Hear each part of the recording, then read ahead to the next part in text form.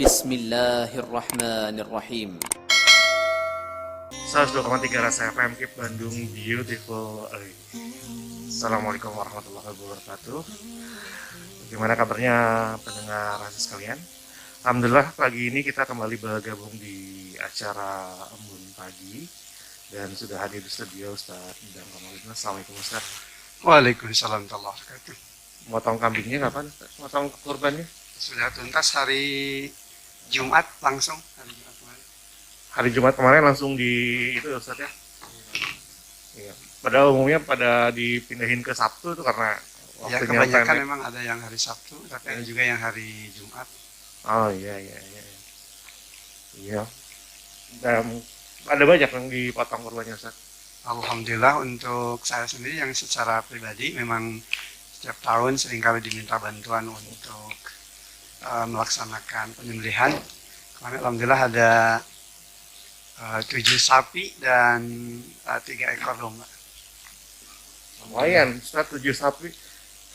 Ya, dan saya tuntaskan sampai jam setengah 12 untuk pelaksanaan penyembelihan karena saya juga harus nyambung Jumat ya. Walaupun Iya, memang Jumat. ada rukhsah juga ya, kebolehan untuk meninggalkan Jumat. Tapi saya tetap melaksanakan dan insya Allah ternyata alhamdulillah dengan sigap tetap memperhatikan protokol kesehatan bisa dilaksanakan sesuai dengan apa yang diharapkan.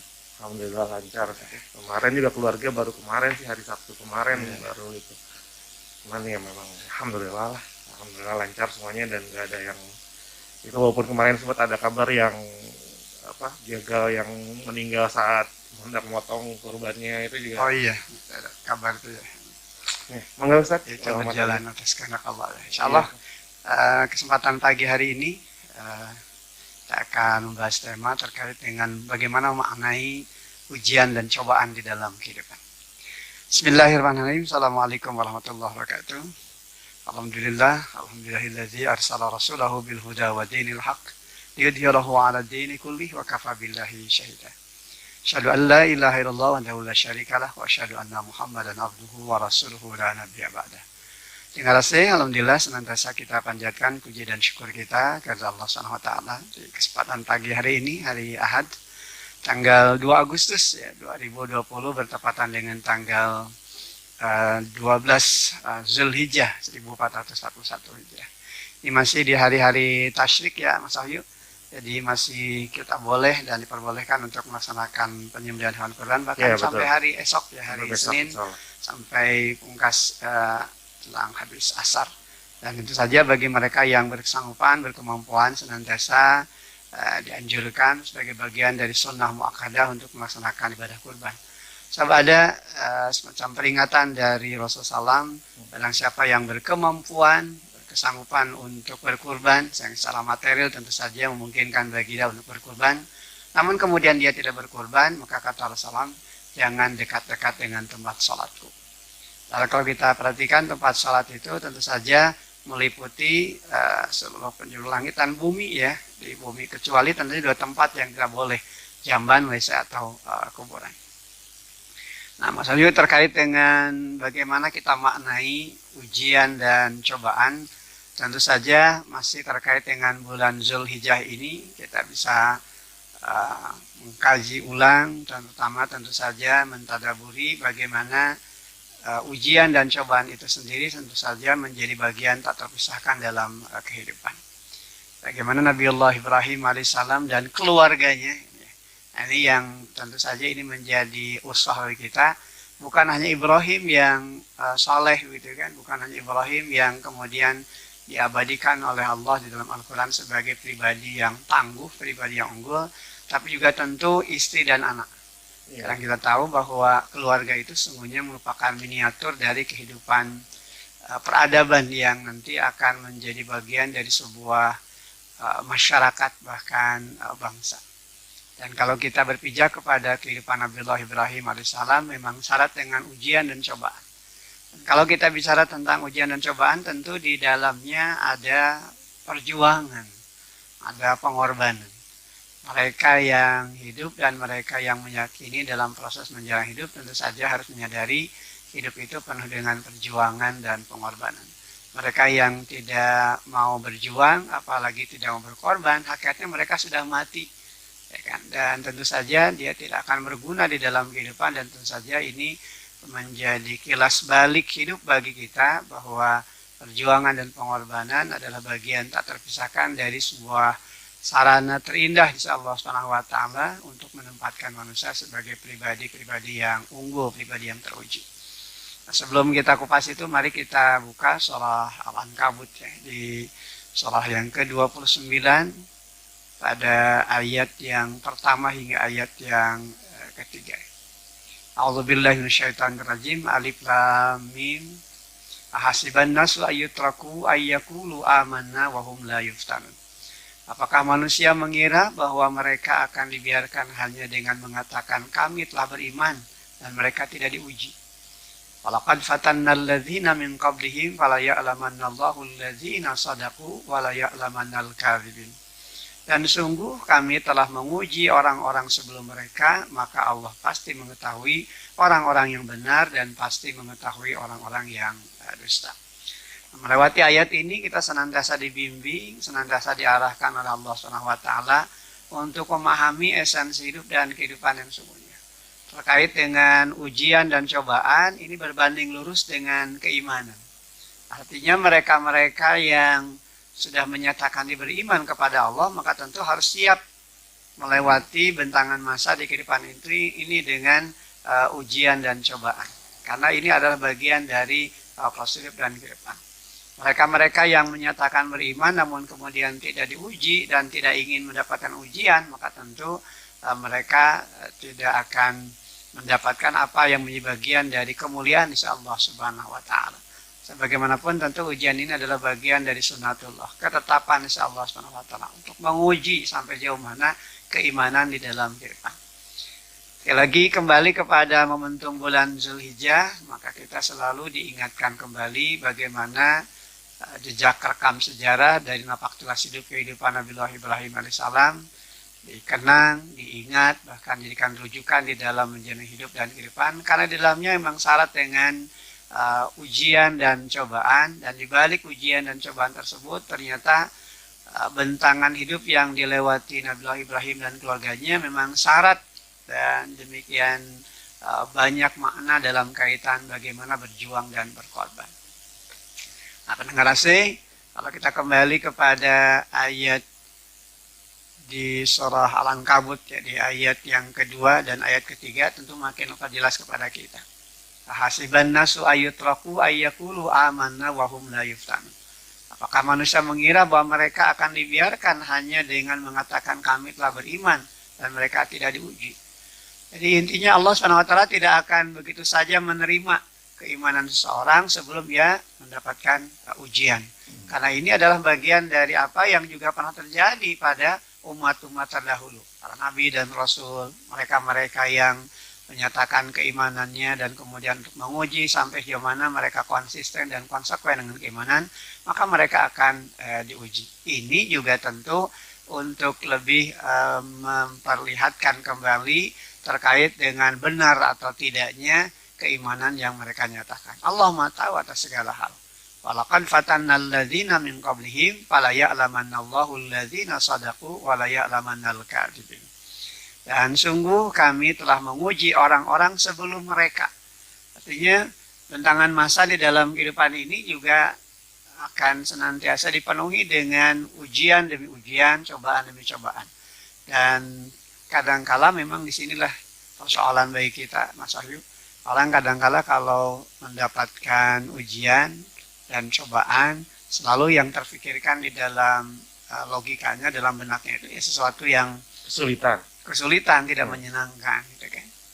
Padahal sebenarnya kan kalau kita kembali kepada apa yang Allah nyatakan dalam Al-Quran maupun Sunnah Rasulnya, ujian dan cobaan itu bisa jadi perkara-perkara yang menyenangkan, gitu kan. Perkara-perkara yang secara kasat mata seringkali kita tidak menggambarkan sebagai ujian, padahal sebenarnya insya Allah itu adalah ujian. Ya, betul. Kan? Harta kita, kan? Anak-anak yang hadir dalam kehidupan kita. Coba bagaimana tidak bahagianya kan Ibrahim puluhan tahun menanti hadirnya seorang anak. Doanya pun diabadikan di dalam Al-Quran kan. Rabbi habli minas shalihin. Ya Rabb kami anugerahkan kepadaku orang-orang yang termasuk anak yang soleh. Yang kemudian Allah nyatakan abasyarnahu bi ghulamin halim. Maka dia beri kabar gembira dengan hadirnya seorang anak yang amat sabar. Jadi ciri atau karakter anak yang nanti dilahirkan pun sampai sudah dijelaskan oleh Allah dengan sifatnya yang sabar itu. Betul. Dan itu kan terlihat secara jelas nyata di ayat ke-102 di surah As-Saffat itu kan. Tatkala Ibrahim berdialog dengan anaknya Ismail itu kan. Tatkala Ibrahim menyampaikan terkait tabir mimpi yang sesungguhnya merupakan bagian dari perintah Allah. Ini juga bagian dari ujian. Ya. Berat itu kan untuk menyampaikan seperti itu. Bukan informasi yang menyenangkan. Bukan informasi yang bikin sumringah gitu kan. Tapi justru informasi yang akan disampaikan Ibrahim kepada anaknya Ismail itu justru berita tentang apa yang harus dijalani oleh Ismail sebagai anak untuk siap disembelih oleh ayahnya. Terkait dengan tabir mimpi bahwa ayahnya menyembelih Ismail kan. Kan di dalam surah As-Saffat 102 itu difirmankan oleh Allah, "Falamma balagha ma'ahu sa'ya qala ya bunayya inni ara fil manam anni azbahuka fangdur ma tara." Qala ya abati fa'al ma tu'mar. Satajiduni insyaallah minas sabirin. Maka tatkala anak itu sanggup bersama-sama dengan Ibrahim, artinya dia sudah melewati masa dewasa gitu ya, akil balik, sudah bisa diajak berdialog sebagai seorang anak dalam dialog yang tentu saja nalarnya juga sudah mulai jalan begitu ya, demikian rupa. Ibrahim kemudian menyampaikan informasi terkait dengan tabir mimpinya. Ya kan? Ya bunayya ini arafil manam anni azbahuka fangdur madza tara. Wahai anakku, sesungguhnya Bapak bermimpi, dalam mimpi bapakmu, Bapak menyembelihmu. Fangdur madza tara, tolong pikirkan gitu kan. Bagaimana pandangan dan pendapatmu. Nah ini saya menemukan hal yang sangat luar biasa. Jadi setiap kali membahas, setiap kali menceritakan kisah Ibrahim itu memang tidak pernah habis-habis. Ya, dan tidak akan pernah bosan untuk diceritakan. Karena di dalamnya kita sebagai seorang suami, sebagai kepala keluarga selalu diingatkan tentang bagaimana fungsi dan peran ayah. Harus menjadi bagian dari ayah yang hebat, kan? Ayah yang unggul. Jadi selalu melibatkan anak di dalam setiap persoalan, diajak dialog, diajak diskusi, gitu kan. Jadi tidak egois, gitu kan. Sehingga buah didikan dari nilai-nilai tauhid dan akhlak yang dicontohkan dalam kehidupan Ibrahim ini memang begitu nempel dalam jati diri Ismail. Belum lagi nanti Ismail juga menjadi bagian dari generasi para nabi dan rasul, gitu kan. Ketika disampaikan informasi tersebut, terutama di kalimat fangdur madza tara, tolong pikirkan bagaimana pendapat dan pandanganmu. Ini kan di era sekarang seperti dengan irang-irangan, ya, orang kadang-kala kalau ada hal-hal yang terkait dengan persoalan dalam keluarga, jarang-jarang itu kan anak dilibatkan. Kadang-kala anak juga ingin memiliki pandangan, ya cek orang sana digebes gitu ya, sudah di-cut duluan gitu kan, diam, anak itu bagaimana orang tua gitu kan. Ibrahim tidak begitu, justru malah hal-hal penting terkait dengan apa yang harus dijalani dalam kehidupan justru didiskusikan kan, didialogkan. Karena Ismail itu adalah buah didikan dari ayah yang bijak, ayah yang soleh, ayah yang ideal. Ya tentu saja buah didikan yang senantiasa nempel di dalam benaknya itu juga tergambar dari apa yang kemudian terungkap pada kalimat qala ya abatif al ma tu'mar satajiduni insyaallah minas sabirin. Wahai bapakku, kerjakan, lakukanlah apa yang diperintahkan kepadamu. Insyaallah engkau akan mendapatiku termasuk orang-orang yang sabar. Nah ini ya di ayat ke-101 kan dikatakan fabasyarnahu bi ghulamin halim. Maka kami beri kabar dia dengan lahirnya seorang anak yang sabar. Yang maksudkan dengan yang sabar itu adalah Ismail. Tatkala dia mendapatkan informasi dari ayahnya bahwa ayahnya bermimpi, dalam tabir mimpinya ayahnya menyembelihnya, maka dia mengatakan kalimat di penghujung itu kan satajiduni insyaallah minas sabirin. Jadi kesabaran itu nyata. Dan ini adalah ujian yang nyata, gitu kan, dari sebuah episode kehidupan di mana secara nalar, secara logika, rasa-rasanya mustahil untuk dilakukan oleh manusia biasa, begitu ya, yang tidak memiliki keimanan yang kokoh, yang tangguh. Oleh karena itu inilah bagian dari pemaknaan terhadap ujian, bagian dari pemaknaan terhadap cobaan. Ternyata berbanding lurus dengan keimanan.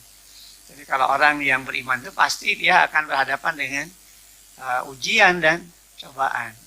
Oleh karena itu mereka-mereka yang mengatakan beriman, namun kemudian dia tidak siap untuk diuji, dan kemudian dia lari dari kenyataan, hakikatnya dia tidak beriman, gitu kan. Karena iman itu butuh pembuktian, butuh pengujian yang nanti akan teruji.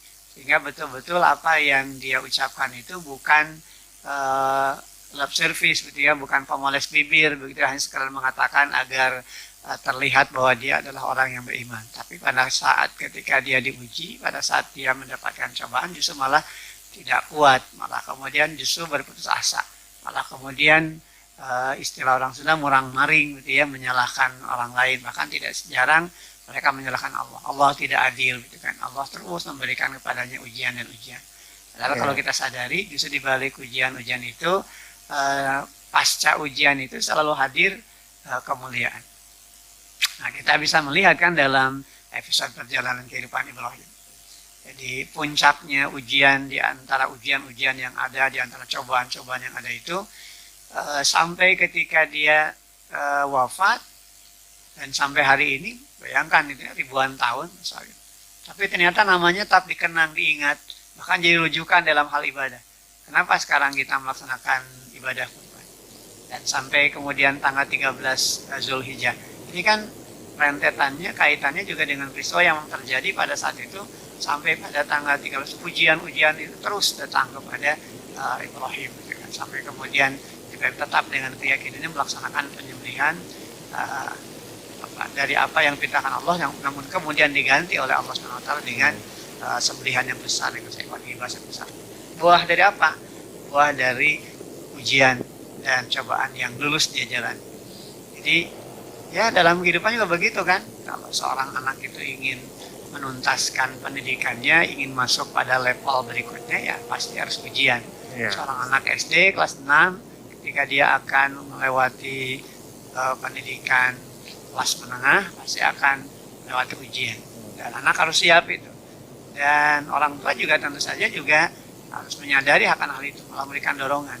Jadi kalau ada orang tua yang kemudian anaknya itu masuk kelas 6 umpamanya, kemudian dia harus melewati tingkatan lebih tinggi lagi ke sekolah menengah pertama, kemudian tidak diizinkan ikut ujian, bagaimana mungkin naik tingkat, gitu kan. Jadi mimpi begitu kalau ingin naik tingkat dari jenjang pendidikan secara akademik, tapi kemudian tidak mau ujian dan dihalang-halangi untuk melewati ujian tersebut. Nah, begitu juga dalam kehidupan. Iya. Nah, juga dalam kehidupan. Tapi kalau bicara ujian itu sebenarnya ujian-ujian yang dalam tanda kutip menyenangkan itu yang kita banyak lalai. Itu dia. Betul. Seperti ujian kekuasaan yang diberikan kepada Firaun dan kemudian bikin justru melawan kepada Allah, atau kalau dari kisah sahabat mungkin yang paling itu kan Sa'labah, ya. Di saat ketika kemiskinan mendera kehidupan, dia luar biasa totalnya ibadah pada Allah, sampai kemudian kainnya sendiri digunakan berdua dengan istrinya kan. Betul, untuk ibadah itu. Mulai saja mendapatkan kesenangan dengan wasilahnya gitu kan, seekor kambing ternak yang kemudian terus berkembang biak, lupa. Jadi gara-gara harta begitu ya, dari seekor binatang gitu yang kemudian dia ternakan dan kemudian berkembang biak, jadi menghalang-halangi dari urusan ibadah pengabdian kepada Allah SWT. Sampai kemudian Rasulullah mengatakan nggak mau menerima zakatnya kalau nggak salah. Iya, itu kan kisahnya. Bahkan kemudian ini juga jadi pelajaran buat kita. Banyak orang yang lulus ujian itu dalam kesulitan ya, ketika diuji dengan kesulitan, Namun banyak yang gagal, kandas justru ketika mendapatkan kesenangan. Walaupun tidak jarang juga ada orang yang lulus ketika diuji dengan kemiskinan dan dia juga lulus diuji dengan kesenangan. Tapi memang galibnya kebanyakan manusia itu kadang-kadang hanya lulus ketika diuji dengan hal yang tidak menyenangkan, sabar, tenang, itu saja. Kemudian justru pada saat diberikan kesenangan, dia tidak nyadar bahwa itu adalah ujian. Nah, sehingga kan Allah juga di dalam ayat yang lain, dalam surat Al-Anfal ayat 28 kan memberikan peringatan kepada kita, wa'lamu annamal amwalukum wa auladukum fitnah. Dan ketahuilah bahwa hartamu dan anak-anakmu itu hanyalah sebagai cobaan. Wa annallaha indahu ajrun azim. Dan sesungguhnya di sisi Allah ada pahala yang besar. Jadi mereka-mereka yang siap dengan ujian dan cobaan tersebut. Harta kita ujian kan dalam kehidupan kita. Jadi ternyata cobaan. Jadi bukan sesuatu yang hanya dikatakan kesenangan. Tapi orang jarang ya kalau dapat harta, saya sedang diuji dengan harta. Jarang. Jarang kan. Kalau sedang mendapatkan kesenangan itu ya adem-adem aja kan. Tiis-tiis wae gitu kan kalau senang. Tapi ketika berhadapan dengan sesuatu perkara yang tidak menyenangkan, nah di situ mulai ya, gelisah. Bahkan kan kemudian ya kadangkala ya maaf ya obral kesedihan, obral kesulitan. Padahal sebetulnya di dalam Islam itu pantang ya bagi seorang muslim itu mengobral penderitaan gitu ya. Jadi agar mendapatkan belas kasihan itu sebenarnya kurang baik gitu ya. Jadi karena Islam mengajarkan kepada setiap hambanya justru harus menjadi pribadi yang tangguh. Bahkan kalaupun toh dia kekurangan, dia tidak meminta-minta. Kenapa? Karena dia menjaga harga dirinya.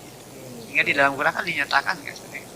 Ada orang yang memang dia sebetulnya punya hak untuk mendapatkan bagian yang diberi, tapi dia tidak pernah meminta-minta, tidak jor-joran gitu kan. Saya ini doa apa, saya miskin gitu kan. Kebanyakan di kita sekarang banyak yang memang secara ekonomi juga sebetulnya miskin-miskin teuing gitu ya, tapi kemudian justru malah kalau ada jatah pembagian dia juga sibuk untuk bisa didata. Hingga giliran ketika tidak terdata ngambek gitu kan. Jadi bangga gitu kalau disebut miskin. Kenapa? Karena kaitannya ada jatah yang dia terima. Nah, kalau sudah kembali kepada fondasi keimanan, dia akan merasa malu gitu ya kalau kemudian dia harus diberi. Karena yang selalu diperjuangkan dan ada dalam benaknya mindsetnya itu harus memberi. Ya kan luar biasa nih kan, alladzina yunfikuna fis sarra'i wad dharra. Orang takwa itu kan berarti cerminnya orang-orang yang menafkahkan hartanya di kala lapang maupun di kala sempit. Ketika ada rajin dan memang memiliki jiwa untuk membangun empati, di saat tidak ada pun dia berusaha berjuang. Sehingga sedih hatinya kalau dia tidak bisa memberi. Di saat kebanyakan orang ketika tidak memberi itu diperbuat dengan alasan-alasan. Ya kan? Ya bisa dimaklumi lah kalau saya tidak bisa berbagi ya karena memang saya tidak ada gitu kan. Padahal sebetulnya ada yang masih bisa diperjuangkan. Nah ini cermin manusia takwa ini kan, bagaimana dia juga dalam kondisi sempit sekalipun dia selalu berusaha untuk berbagi. Jadi memang kalau kita kembali kepada esensi ujian dan cobaan, ya hidup kita ini memang syarat dengan ujian dan cobaan yang harus disadari. Tapi kata Allah, wa annallaha indahu ajrun azim, dan sesungguhnya di sisi Allah ada pahala yang besar. Ya, ini bagi mereka yang nyadar itu hartanya itu ujian, gitu kan, anaknya itu ujian, pangkat, jabatan, kekuasaan itu ujian. Kalau kemudian dibawa kepada arah yang positif, ya tentu akan menghadirkan kemuliaan. Kalau seorang berkuasa, dengan kuasaannya dia berbuat adil, maka keadilannya itulah yang nanti akan memposisikan dia pada derajat yang mulia. Bahkan hadis Nabi menyatakan Allah akan memberikan perlindungan, yang Allah memberikan naungan di saat tidak ada naungan dan perlindungan. Yang pertama diungkapkan al-imam adil kan, imam yang adil, pemimpin yang adil. Jangan hanya dibaca itu saja, tapi kebalikannya.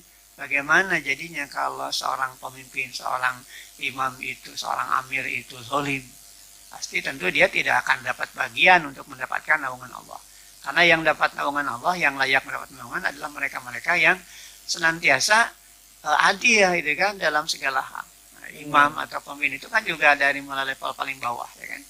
Secara pribadi kita juga kan pemimpin untuk diri kita sendiri, menjaga jasad kita, ada hak jasad yang terpenuhi. Dalam keluarga sebagai kepala keluarga, Bagaimana kita menjaga itu semua. Ketika kita adil, menjadi bagian dari orang tua yang bijak, orang tua yang soleh, tentu saja itu juga akan memberikan kebaikan. Apalagi kalau pada level atau tingkatan yang lebih tinggi lagi. Ya, bayangkan kalau dia senantiasa adil, tentu sarana atau jatah kebaikan dari kemuliaan yang Allah berikan pasti akan dia dapatkan. Gitu kan. Tapi bayangkan pula kalau kemudian mereka tidak adil. Makanya kenapa di antara kehebatan sahabat-sahabat Rasulullah SAW itu kan, setingkat Umar bin Khattab yang dikenal garang aja kan, ketika dia mendapatkan amanah jabatan, justru malah menangis, malah takut gitu ya. Beda dengan kita, kalau mendapatkan jabatan itu ya bersyukur gitu ya, sujud syukur, malah kemudian diepisodekan kan, ditayangkan ya bagaimana mereka sujud syukur dengan jabatan itu. Padahal kalimat pertama syukuran makan Ustaz. Kalimat yang pertama yang diungkapkan oleh Umar bin Khattab itu tatkala dia mendapatkan amanah jabatan itu kalimat inna lillahi wa inna ilaihi raji'un. Sehingga dalam perjalanan sejarahnya Umar bin Khattab senantiasa meminta kepada rakyatnya untuk diluruskan, sampai pada satu saat ketika Umar bin Khattab sedang menyampaikan pidato begitu ya, kemudian dia menyatakan luruskan aku manakala aku tidak lurus. Sehingga ketika itu tiba-tiba dari belakang itu muncul seseorang dan kemudian mengayunkan pedang, kata orang Sunda ngamang-ngamang pedang sambil mengatakan pedang ini akan meluruskan engkau hai Umar kalau engkau tidak lurus. Umar tidak marah, ya kan? Padahal kita tahu karakter Umar itu kan karakter yang keras gitu ya. Iya, betul. Umar justru malah mengatakan kalimat alhamdulillah wa syukurillah. Ya, bersyukur pada Allah, muji pada Allah, kenapa? Masih ada yang akan meluruskan aku, sehingga dia nyaman. Jadi dia justru nyaman dengan kritik, nyaman dengan koreksi. Di saat sebagian kita justru harudang gitu, alergi, ya kan? Dengan kritikan, dengan koreksi. Padahal sebenarnya hamba yang beriman itu dan teruji berarti ya, teruji ketika dia dikritik, ketika dia diingatkan, dia malah bangga. Ya kan, Umar bin Khattab itu kenapa bahagia gitu, kenapa? Oh berarti saya akan senantiasa dibimbing, dia akan senantiasa diluruskan. Karena Umar menyadari dalam satu riwayat bahkan menyatakan bahwa dengan diangkatnya dia menjadi seorang amir pemimpin saat itu, sebetulnya dia dihinakan gitu kan. Kenapa? Karena kalau dia tidak sanggup menjalani amanah kepemimpinannya, berarti dia siap-siap berada pada kehinaan begitu kan. Jadi ini yang sangat luar biasa, sehingga tatkala dia diangkat sebagai khalifah itu, kalau saya baca dalam satu kisah itu dia 3 hari berturut-turut tidak keluar di rumah, sampai orang berpikir-pikir dan ya berpraduga Pak Sigana Temberen nyiapkan strategi bagaimana menguatkan posisi dan kekuatan untuk koleha-kolehannya gitu, untuk dirinya gitu. Ternyata begitu 3 hari kemudian keluar, matanya sembab gitu kan, dan ketika keluar dari kamarnya, dari ruangannya, kemudian dia menghadap bawahan-bawahannya begitu ya. Kemudian bawahannya itu ya istilahnya rakyat itu berdiri, malah kemudian Umar memarahinya, menegurnya, tidak sepantasnya engkau berdiri seperti itu, karena sesungguhnya aku ini dihinakan dengan jabatan ini. Luar biasa itu. Jadi menganggap bahwa menganggap bahwa jabatan itu bukan kesenangan tapi ujian tentang dia tetap lurus nggak gitu, tetap iman nggak gitu. Tapi kan dalam kehidupan sebagai seorang amir, sebagai seorang pemimpin, Umar bin Khattab selalu sidak kan. Jadi ke bawah mencari siapa yang saat itu masih berada di dalam kesulitan. Jadi jangan sampai ada seorang pun bagian dari amanah kepemimpinannya itu yang kemudian tidak mendapatkan kesejahteraan. Ya, khawatir kalau nanti itu akan berakibat, kenapa? Nanti akan diminta pertanggungjawaban di hadapan Allah gitu kan. Iya. Sampai-sampai ketika kita dapatkan kisahnya bagaimana seorang Umar itu kan bersua dengan seorang nenek tua yang sedang bulu batu ya kan. Jadi merebus batu untuk menyenangkan anak-anaknya itu kan. Ya istilahnya ngabebenjokeun sekarang sudah. Agar rasa laparnya itu hilang gitu kan. Tiba-tiba datanglah Umar nyamar gitu ya, sebagai orang yang memang ya ingin melakukan sidak, sampai kemudian mengatakan siapa pemimpinnya? Ya Umar. Kemudian Sayyidina Ali itu mengatakan ya, zalimnya Umar karena dia membiarkan. Dia tidak tahu bahwa yang di hadapannya itu adalah Umar. Coba kalau kita hari ini, wah mestinya nanti sepuh itu sudah mendapatkan perlakuan yang tidak menyenangkan. Tapi kemudian ketika itu terjadi, Umar kemudian langsung bergegas ke Baitul Mal ya, untuk mengambil gandum ya, dan kemudian di pangkunya sekali ya, oleh diri sendiri itu kan, jadi dibawanya sampai kemudian bawahannya mengatakan, saya akan bantu. Umar malah menegur, apa kau mau bertanggung jawab di hadapan Allah atas apa yang terjadi? Luar biasa gitu. Jadi dia yang istilahnya menggendong gandum itu kan, sampai kemudian diberikan kepada orang tua yang ya istilahnya merebus batu ya, karena ingin menenangkan anak-anaknya agar tidak terus-terusan menangis. Ini luar biasa. Dan ini tentu saja jadi pelajaran buat kita dalam segala hal gitu ya. Ujian, cobaan itu ya memang bagian dari sunnatullah untuk mengetahui siapa yang benar imannya dengan siapa yang pura-pura. Makanya kan ada istilah yang asli, ada yang KW gitu kan, bahkan ada yang tentu saja yang palsu begitu ya.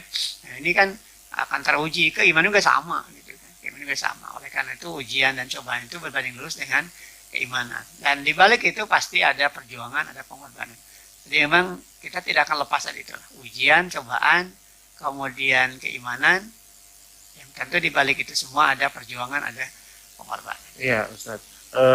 Yang menarik itu, Ustaz, karena saya terutama lebih sering mendengar ujian itu berbentuknya kesulitan, makanya doa-doa yang saya dapat itu memang ujian ya kayak Allahumma inni a'udzubika minal kufri wal fakri kayak gitu kan.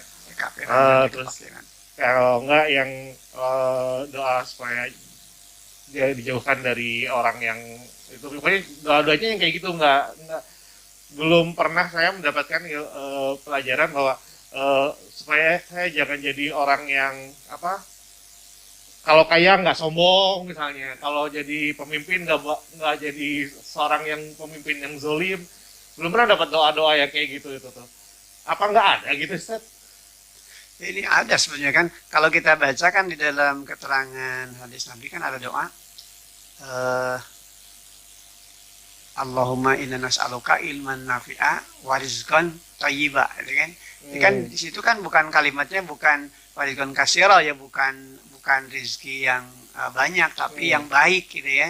Artinya yang menghadirkan kebaikan bagi dirinya gitu kan, karena banyak itu belum tentu jadi kebaikan, malah menyeret dia jadi kikir, menyeret dia jadi berat ya, sombong bahkan dengan hartanya. Makanya kan kalimatnya Allahumma inna nas'aluka ilman nafi'a wa rizqan thayyiba. Ilmu juga yang bermanfaat, bukan ilmu yang banyak gitu. Ilmu yang bermanfaat. Ilmu yang bermanfaat itu kan relatif ya, bisa banyak sedikit ya kan. Karena ternyata Salam sendiri menyatakan kalimat balighu anni oleh ayah, sampaikan walaupun satu ayat. Artinya kalaupun satu ayat kita punya dan itu bermanfaat, itu akan menjadi kemanfaatan, akan menjadi kebaikan, termasuk rezeki ya kan, rizqan thayyiba.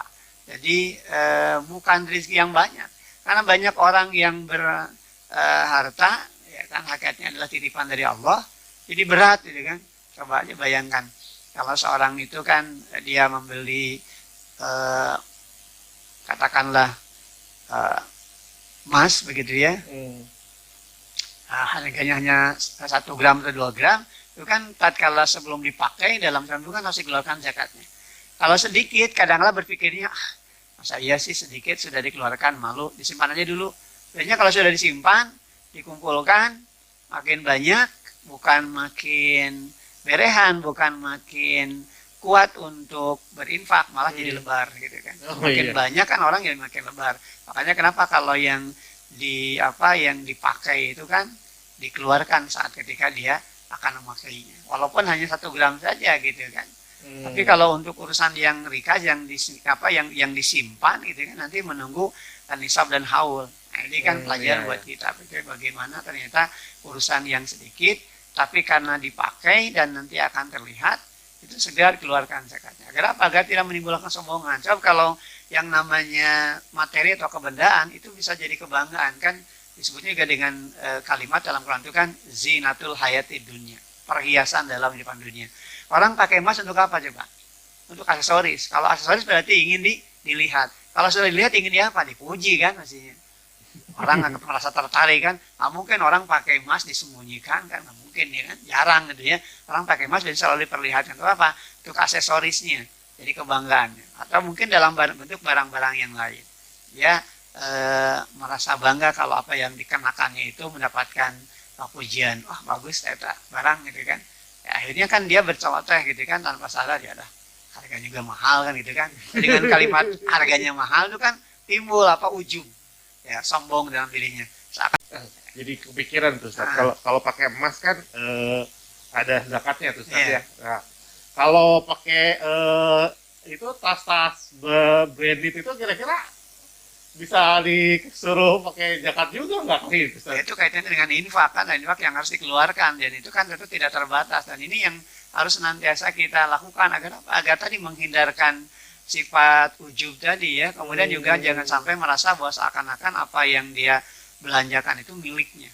Makanya kan hakikat Zulhijjah ini kan juga mengajarkan kepada kita lewat kisah Ibrahim dan keluarganya tentang makna kepemilikan, gitu kan? Makna kepemilikan. Jadi esensinya milik itu kembali kepada Allah. Kita hanya dititipi saja. Makanya hakikat penyembelihan itu kan bukan sesuatu yang sebenarnya kan. Jadi tidak ada kan perintah Allah yang mencelakakan, membahayakan, gitu kan, sulit mencit, gitu kan, enggak kan. Jadi dibalik itu ujian tentang kesabaran, ujian tentang cobaan, bahkan ujian tentang bagaimana Ibrahim harus sadar bahwa esensi kepemilikan itu kembali kepada Allah. Anak yang dicintai, yang berpuluh-puluh tahun diharapkan hadirnya belum juga hadir, ketika Allah SWT menakdirkan hadirnya Ismail dalam kehidupan. Kemudian jelang dewasa diuji, akan diambil lagi.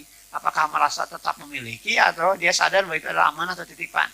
Nah, ketika kemudian kita mendapatkan pembelajaran bahwa ternyata Ibrahim siap melaksanakan itu.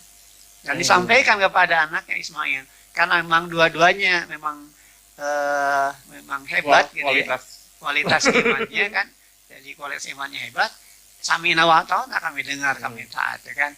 Ibrahim walaupun demikian hebat dengan keimanan juga tetap dia menghadirkan anak sebagai mitra untuk diajak dialog terlebih dahulu, tidak bawa karep solangan gitu kan, diajak ngobrol kan, sehingga kemudian dari dialog itu hadirlah sebuah kisah pembelajaran yang tentu saja menjadi bagian dari napaktilas sejarah sepanjang zaman, ketaatan, ketundukan, kepatuhan kepada Allah.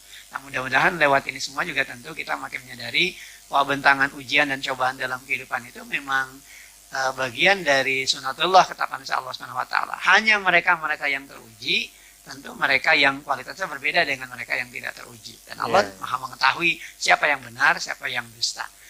Waktunya sudah. Iya, kayak waktunya sudah selesai Ustaz. Mangga ditutup aja Ustaz. Kita pungkas saja, mudah-mudahan apa yang kita bahas, kita kupas di kesempatan pagi hari ini senantiasa jadi ilmu, jadi pencerahan, terutama mari kita senantiasa jadikan momen Zulhijjah ini sebagai momen terindah dalam depan kita untuk terus belajar dan terus belajar terkait dengan esensi ujian dan cobaan dalam kehidupan yang tentu saja berbanding lurus dengan keimanan, dan di balik keimanan pasti akan ada perjuangan dan pengorbanan. Aku qouli hadza wa astaghfirullah li wa lakum. Alhamdulillahirabbil alamin. Assalamualaikum warahmatullahi wabarakatuh. Waalaikumsalam warahmatullahi wabarakatuh. Alhamdulillah.